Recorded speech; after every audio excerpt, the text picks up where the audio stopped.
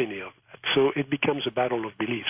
Jacques, we're at the top of the hour. We've got one more hour to go with you, and one of the things we'll do is open up the phone lines and let everybody have an opportunity to talk to truly one of the wonders of the world when it comes to the field of ufology, Dr. Jacques Vallee. His websites, there are many there. They're all linked up at coasttocoastam.com. When we come back, we'll talk more about perhaps the Billy Meier case in Switzerland. I'd like to get Dr. Vallee's take on that and your phone calls right here on Coast to Coast AM.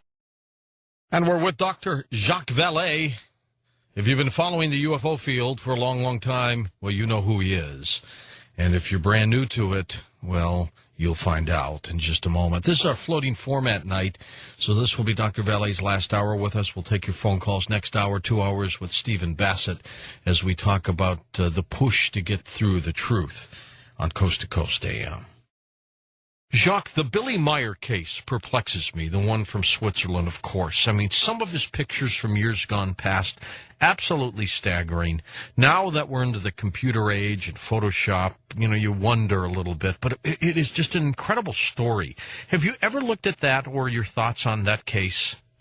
I have, and I've traveled there, and I've met some of the people in the group on the property. And the pictures are stunning. The question is, what are they pictures of? Yeah. And are they pictures of a model? I believe it's of just a few pictures.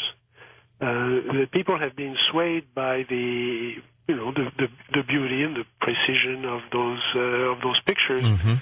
And there are some films also, and I had, as you probably know, San Francisco is not Hollywood, but there is a community of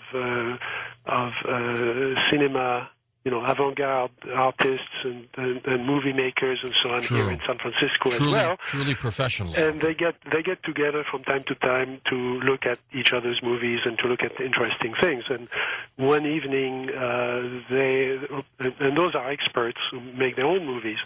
And there was a series of films about UFOs, including the Billy Meier movies. And it was very interesting because you would see. It was a movie that Billy Meier had shot in which the ship vanished on the spot.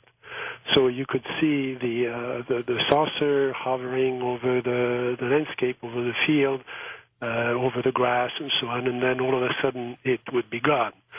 Well, what apparently he didn't know, and that I would not have noticed it, but the people in the room did notice it, and they reran the film and they showed me that when you stop the video camera and you restart it to do a special effect, as in making the flying saucer disappear, it leaves one blank frame, and that one blank frame, when your eye is trained, you can clearly see it. You can also see that the grass was moving from left to right when the saucer was there, and then it was moving from right to left when the saucer wasn't there.